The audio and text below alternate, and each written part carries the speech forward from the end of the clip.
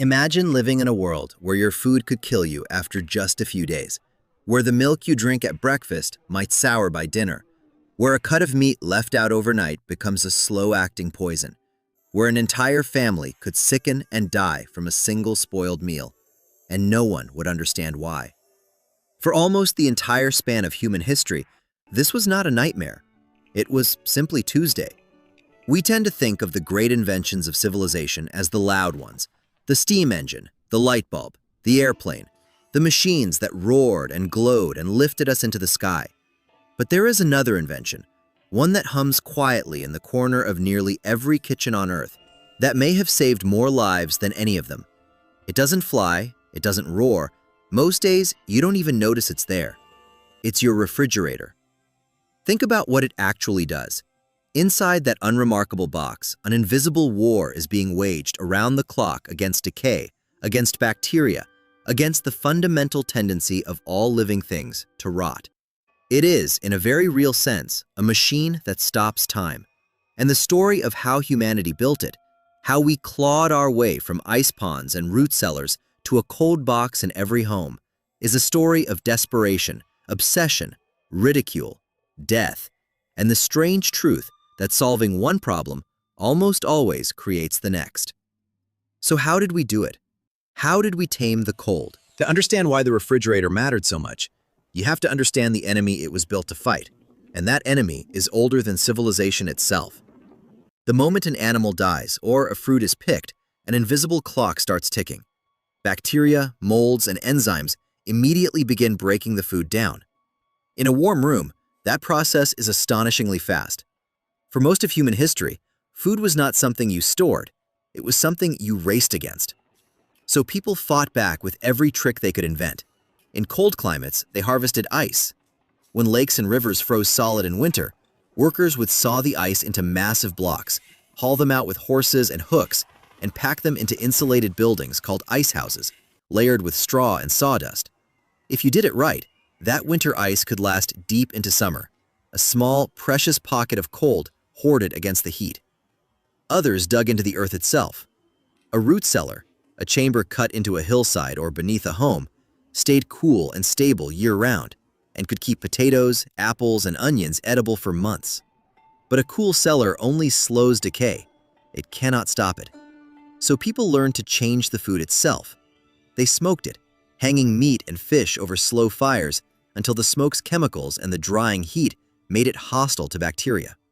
They salted it, packing meat in so much salt that it drew out the very water that microbes need to live, which is how salt pork and salt cod fed armies, navies, and entire nations. They dried it in the sun and wind until nothing was left for rot to feed on. And they fermented it, deliberately inviting friendly bacteria to take over before the dangerous ones could, giving us cheese, yogurt, sauerkraut, and pickles. These methods were ingenious. They were also deeply limited. Salting and smoking transformed the flavor completely. You couldn't preserve a fresh steak, only turn it into jerky. Drying shrank and toughened everything it touched. Ice houses only worked if you lived somewhere cold enough to make ice in the first place. And even then, the ice was always melting, always running out. None of it could deliver what people truly wanted: fresh food, kept fresh, anywhere, at any time of year. For thousands of years, that simply wasn't possible. And then the world changed, and suddenly, it wasn't just desirable, it was urgent. The 18th and 19th centuries brought a transformation unlike anything humanity had experienced before: the Industrial Revolution. And with it came a problem no root cellar could solve. People were leaving the countryside in enormous numbers, flooding into cities to work in the new factories. Populations exploded. London, Paris, New York, Chicago. Cities that had once been towns swelled into sprawling metropolises of millions. And here was the crisis hiding inside that growth. These millions of people no longer grew their own food. For all of history, most people had lived beside the source of their meals. Now, a factory worker in a crowded tenement was completely dependent on food that had to travel, sometimes hundreds of miles, from farm to city. And on a warm summer day, food that travels is food that spoils. The consequences were deadly. Milk, in particular, became a quiet killer. Transported for hours in the heat, it soured and swarmed with bacteria before it ever reached a child's cup. In the crowded cities of the 19th century, contaminated milk and spoiled food killed staggering numbers of infants and helped fuel epidemics of disease. People got sick, and often no one knew why. The germ theory of disease was itself brand new, and many still blamed illness on bad air. And it wasn't only about health, it was about supply. How do you feed a city of 1 million people meat? Cattle had to be driven, alive and on foot, into the heart of the city to be slaughtered near where it would be eaten, because meat could not survive the journey any other way. It was inefficient, filthy, and expensive. Meanwhile, on the vast grasslands of America, Argentina, and Australia, there were more cattle and sheep than those countries could possibly eat, animals that could have fed the hungry cities of Europe, if only there were some way to get the meat across an ocean without it turning to rot. The problem was now painfully clear. Humanity had built a civilization that outgrew its own ability to keep food fresh. What the world needed was a way to make cold, real, reliable, controllable cold, on demand. Not ice scraped from a frozen pond, but cold conjured out of thin air, whenever and wherever it was needed. But to make cold on command, you first had to understand what cold actually is. Here's a question that sounds simple but stumped humanity for centuries. What is cold? For a long time, people imagined cold as a thing, a substance that flowed into a room the way water fills a glass. But the truth is stranger and more useful.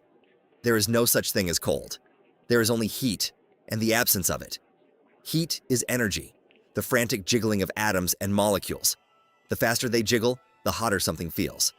Cold is simply what's left when you take that energy away. So the real question became, how do you remove heat from something? How do you make energy flow out of your food and away? The first clue had been sitting on everyone's skin the whole time. Step out of a swimming pool on a breezy day and you shiver, even in summer. Why? Because as the water evaporates off your body, it carries heat away with it. Evaporation is nature's built-in cooling trick. When a liquid turns into a gas, it absorbs heat from everything around it. That is the single most important idea in the entire history of refrigeration. Cool something by making a liquid boil away against it, and you steal that thing's warmth. But there was a second piece of the puzzle, and it involved pressure. Squeeze a gas hard enough, compress it, and it heats up and can be forced back into a liquid. Let that liquid loose again into a low-pressure space, and it eagerly evaporates, sucking in heat as it goes. Compress, condense, release, evaporate, around and around. Do you see the magic hiding in that loop? If you could take a single substance and cycle it endlessly, squeezing it, letting it expand, squeezing it again, you'd have a machine that could pump heat out of a cold box and dump it into the warm room outside. You could move heat uphill against its natural flow as long as you kept feeding the machine energy. You could, in effect, manufacture cold forever. Nobody discovered this all at once. It was assembled slowly, piece by scientists who often had no idea their curiosity would one day change the world. And the very first of them wasn't trying to preserve food at all. He was just a curious professor playing with ether in a jar. The year was 1748, and at the University of Glasgow, a Scottish physician named William Cullen did something that must have looked like sorcery. He took a container of ether, a liquid that evaporates with astonishing eagerness, and pumped the air out around it, forcing it to boil at room temperature. As the ether evaporated, it pulled so much heat from its surroundings that a thin skin of ice formed on the outside of the vessel. Cullen had made ice out of nothing but a liquid and a vacuum. He had performed the first artificial refrigeration in recorded history, and then he did essentially nothing with it. To him, it was a fascinating curiosity, a lecture hall demonstration. The idea that this trick might one day preserve the world's food never seriously crossed his mind. The seed was planted, but it would lie dormant for decades. The next leap came from an American genius who is far too often forgotten.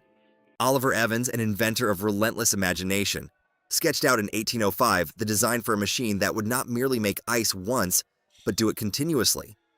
A closed cycle, where the same refrigerant would evaporate, be captured, compressed back into a liquid, and used again and again. It was the true blueprint of every refrigerator that would ever be built. But Evans, busy with steam engines, never constructed it.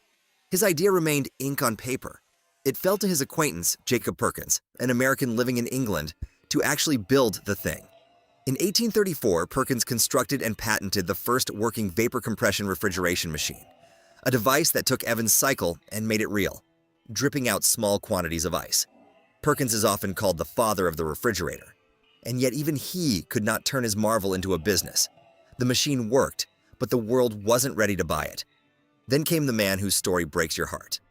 John Gorey was a physician in the swampy heat of Apalachicola, Florida, in the 1840s, and he was watching his patients die.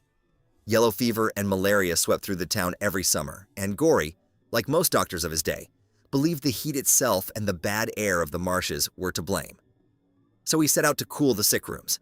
He built a machine that compressed air, then let it expand, and in doing so produced cold, and almost by accident, ice. Gorey had built a working ice machine, and in 1851 he received a U.S. patent for it. He dreamed of cooling entire hospitals, entire cities. But the world laughed at him. Newspapers mocked the very idea, sneering that only God could make ice, and that this Florida doctor was a crank playing at being the almighty. The powerful natural ice merchants, who made fortunes shipping frozen New England pond ice down south, had every reason to see him fake. Every new technology has enemies, and refrigeration had more than most. The first enemy was disbelief. When John Gorey unveiled a machine that made ice in the Florida heat, the reaction wasn't wonder. It was scorn. To a public that had only ever seen ice come from frozen water in winter, the claim that a machine could conjure it in summer sounded like fraud or blasphemy. That skepticism didn't just wound Gorey's pride, it dried up his investment and helped destroy him. The second enemy was money, specifically the men who were already making it. By the mid-1800s, the natural ice trade was a colossal business. Entrepreneurs like Frederick Tudor, the so-called Ice King of Boston, had built empires harvesting ice from New England ponds and shipping it, packed in sawdust, to the American South, the Caribbean, and even India. Thousands of workers, ships, and warehouses depended on winter ice. To these men, a machine that manufactured cold year-round wasn't progress. It was an existential threat, and they fought it, funding skepticism and clinging to their frozen ponds for as long as they possibly could. Ironically, it was a run of unusually warm winters. Ice famines that left the ponds unfrozen and the warehouses empty, that finally pushed the world toward reliable machine-made cold.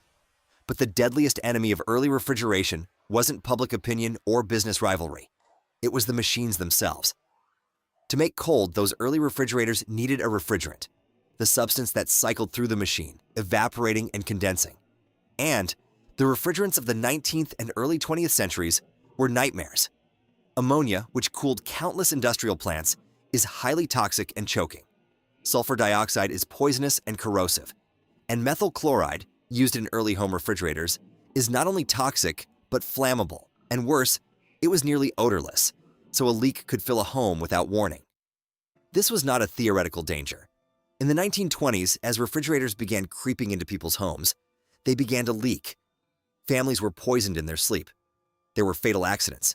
Hospitals reported deaths from refrigerator leaks, and a genuine fear took hold. A fear that this miraculous machine sitting in your kitchen might quietly kill your children in the night. Some people kept their refrigerators on the back porch, terrified to bring them indoors. Do you see the trap the industry was in? It had finally built a machine that could preserve food and transform life, but the very heart of that machine was a vial of poison. Refrigeration could not truly conquer the home until someone solved this deadly problem. The search was on for a refrigerant that was safe, something that wouldn't burn, wouldn't choke, wouldn't kill. That search would produce one of the most celebrated chemical breakthroughs of the century, and one of its greatest environmental catastrophes. But before we get there, we need to see how cold escaped the laboratory and conquered the world. Once reliable machines existed, an extraordinary thing happened. Cold began to move. And as it moved, it rewired the entire economy of food. It started with ice factories. Instead of praying for a cold winter, cities could now manufacture ice on demand in enormous quantities all year round. That freed whole regions from the tyranny of the seasons. But the real revolution came when engineers put refrigeration on wheels and on water. Consider the refrigerated rail car. In the 1870s, an American meat merchant named Gustavus Swift became obsessed with a problem. It was absurd to ship live cattle by rail from the plains to the cities of the east, feeding and watering them the whole way, only to have much of the animal thrown away at the far end. Why not slaughter the cattle in Chicago at the center of the rail network and ship only the meat? The problem, of course, was that the meat would rot en route. So Swift commissioned a refrigerated rail car, an insulated car cooled by ice with the meat hung to allow cold air to circulate. It worked, and it changed everything. Suddenly, Chicago became the slaughterhouse of America, and dressed meat flowed out to the entire nation on rails of ice. Food no longer had to be produced near where it was eaten. The map of agriculture was redrawn overnight. Then, the oceans fell. In 1876, a French engineer named Charles Tellier fitted a ship, the Frigorifique, with refrigeration and carried meat from France to Argentina and back, proving it could survive the voyage. A few years later, in 1880, a ship called the Strathleven carried frozen beef and mutton all the way from Australia to London, and the meat arrived in perfect condition. In 1882, the Dunedin did the same from New Zealand. The impossible dream that had bankrupted James Harrison was now reality. Think about what that meant. The vast, empty grasslands of the Southern Hemisphere, Argentina, Australia, New Zealand, could now feed the crowded cities of Europe. Meat that would have rotted on the docks now crossed the equator and arrived fresh. Entire national economies were built on this cold cargo. Refrigeration didn't just preserve food, it stitched the world together into a single global food market for the first time in history. Meanwhile, refrigeration was transforming industry at home. Breweries could now brew year-round instead of only in winter. Dairies could keep milk safe. Commercial refrigeration spread into shops, warehouses, and markets. Cold was no longer a luxury or a curiosity. It had become infrastructure, as fundamental to the modern city as roads or plumbing. But there was still one frontier left to conquer. Cold had reached the factory, the railcar, the ship, and the shop. When would it finally reach the one place that mattered most to ordinary people? The family kitchen? 8. The household refrigerator. At the dawn of the 20th century, the average home still kept its food cold the old-fashioned way, with an icebox.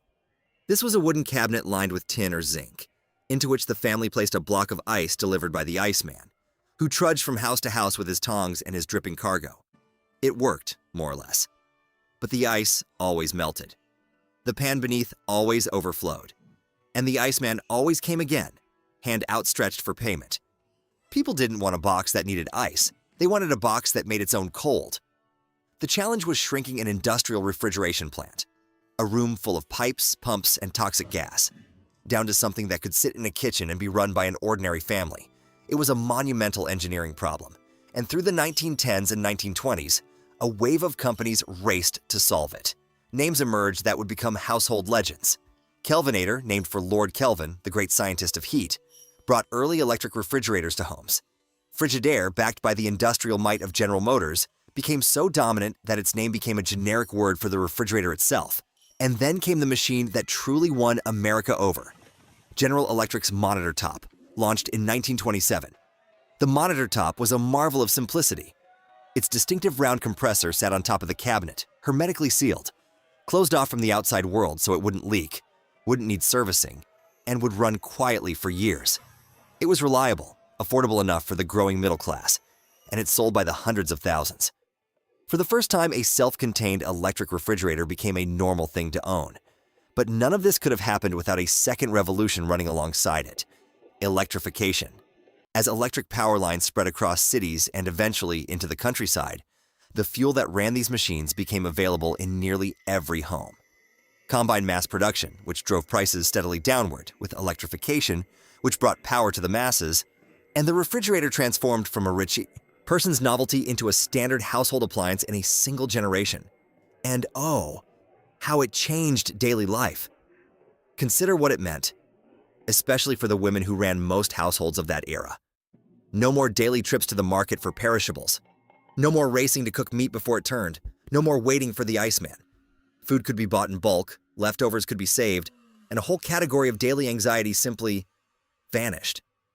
The refrigerator quietly handed people back their time, yet lurking inside these gleaming new machines was that same old danger. Many still ran on toxic, flammable refrigerants. The Monitor Top and its rivals could preserve your dinner, and, if they leaked, endanger your life. The industry knew that to put a refrigerator safely in every home, it needed a miracle chemical. In 1928, it got one. And that miracle would become a curse. The Freon Revolution. The problem was laid out plainly. Find a refrigerant that would not burn, would not poison, and would not corrode. Something utterly safe. General Motors and its Frigidaire division handed the challenge to a brilliant driven chemist named Thomas Midgley Jr., and in 1928, he and his team engineered exactly what the world had asked for. They created a family of compounds called chlorofluorocarbons, CFCs, and the most famous of them was sold under the trade name Freon. On paper, it was perfect. It didn't burn. It didn't poison. It was chemically stable, cheap to produce, and it cooled beautifully. To dramatize just how safe it was, Midgley reportedly performed a show-stopping demonstration for an audience of scientists. He inhaled a lungful of Freon gas and then slowly exhaled it across a lit candle, extinguishing the flame, proving in one theatrical breath that it was neither toxic to breathe nor able to catch fire. The world was overjoyed. Freon swept through the refrigeration industry and made the modern home refrigerator not just convenient, but genuinely safe. The deadly leaks of the methyl chloride era faded into memory. Freon went on to cool not just refrigerators but air conditioners, and it powered the aerosol spray cans that became everyday objects. It seemed like an unambiguous triumph, a rare invention with no downside at all. But here is the cruel twist that runs through this entire story. The very quality that made Freon so wonderful, its incredible chemical stability, the fact that it didn't react with anything or break down, was also its hidden flaw. Because it was so stable. When CFCs escaped into the air, they didn't decay. They didn't wash out in the rain. Instead, they drifted slowly upward, year after year, until they reached the stratosphere, miles above our heads. And up there, in the 1970s, two scientists, Mario Molina and Sherwood Rowland, made a terrifying discovery. They realized that in the intense ultraviolet light of the upper atmosphere, CFCs finally did break apart, releasing chlorine atoms. And a single chlorine atom could destroy ozone, the fragile layer of gas that shields all life on Earth from the sun's deadliest radiation. Over and over again, thousands of times. The very chemical that had saved lives in our kitchens was quietly eating a hole in the sky. That hole turned out to be real. In 1985, scientists confirmed a vast, growing gap in the ozone layer over Antarctica. The world faced a genuine planetary emergency, caused in no small part by the miracle refrigerant we had once celebrated. But this time, humanity responded. In 1987, the nations of the world came together and signed the Montreal Protocol, an agreement to phase out CFCs entirely. It stands today as perhaps the most successful environmental treaty ever enacted, and slowly, the ozone layer began to heal. Do you see the pattern completing itself once more? Toxic refrigerants killed people, so we invented a safe one. And that safe one nearly wrecked the atmosphere. Every solution carried the seed of the next problem. The story of refrigeration is, again and again, the story of unintended consequences, of humanity solving one crisis only to walk straight into another of its own making. Modern refrigerators. Which brings us to the machine humming in your kitchen right now. It is the direct descendant of Cullen's ether, Gory's ridiculed ice machine, Linda's ammonia plants, and the monitor top. But it has been refined almost beyond recognition. The heart of it, the compressor, has grown vastly smarter.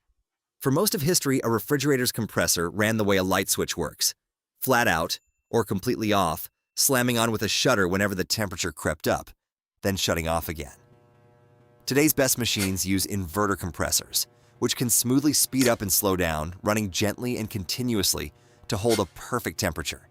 The result is a fridge that's quieter, more precise, and dramatically more efficient than its ancestors. That efficiency is no small thing. A modern refrigerator often uses a fraction of the electricity of a model from just a few decades ago, even as it does far more. Given that a refrigerator is one of the very few appliances in your home that never, ever turns off, running 24 hours a day, every day, for its entire life, those efficiency gains add up to an enormous saving of energy across the billions of refrigerators on the planet. The refrigerants have changed, too. After the Montreal Protocol banished CFCs, the industry moved through a series of replacements, and modern refrigerators increasingly use gentler, climate-friendlier substances, including natural refrigerants like isobutane, a simple hydrocarbon that cools well without shredding the ozone layer. It's a quiet echo of the earliest machines, which used natural substances too, except now we understand the consequences. And then, there are the features that would have looked like pure science fiction to the family gathered around their new monitor top in 1927. Smart refrigerators now connect to the internet. They carry touchscreens, cameras that let you peer inside from the grocery store, and software that tracks what's within and when it expires. Some use artificial intelligence to suggest recipes from your ingredients, monitor their own performance, and warn you before a part fails. The humble cold box has become, of all things, a networked computer. But step back for a moment and marvel at the through line. Strip away the touchscreen and the Wi-Fi, and the fundamental principle beating inside that sleek modern appliance is exactly the one William Cullen stumbled onto in 1748. A liquid evaporates, and in doing so, it steals heat and makes cold. Nearly 3 centuries of relentless invention, and at its core, your refrigerator is still performing the same quiet magic trick, moving heat from where you don't want it to, where you don't care. We didn't change the principle. We simply, patiently, perfected it. Conclusion. So let's return to where we began. To that world where your food could kill you after just a few days. Because the most astonishing thing about the refrigerator is not the engineering. It's how completely it erased that world, and how thoroughly we've forgotten it ever existed. Think about everything this one machine made possible. It made the modern city livable, allowing millions of people to cluster together far from any farm and still eat safely every day. It created the global food trade, letting fruit from one hemisphere and meat from another arrive fresh on the other side of the planet.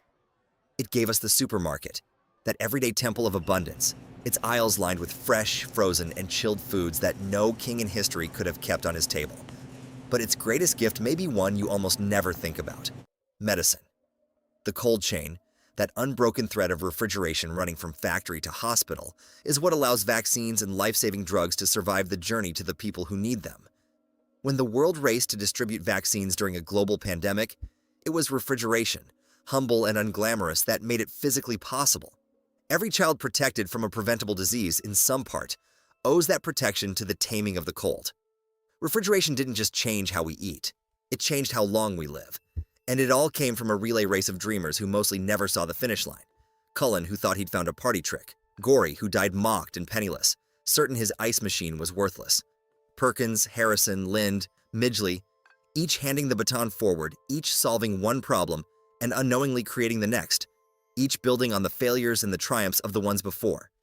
That, in the end, is the real story of the refrigerator. Not a single flash of genius, but a long, stubborn, human chain of trial and error, of ridicule and breakthrough, of solutions that became problems that demanded new solutions. It is the story of how we learned to stop time. Just for a little while, just long enough to keep a glass of milk fresh, a vaccine viable, a family fed. The next time you open your refrigerator without a second thought, reaching past the leftovers for something cold to drink, pause for just a moment. Feel that gentle rush of cold air on your face. That air is a miracle centuries in the making, the quiet humming triumph of every dreamer who refused to accept that food must rot and that cold could not be caught. One machine, one simple idea, and a civilization transformed.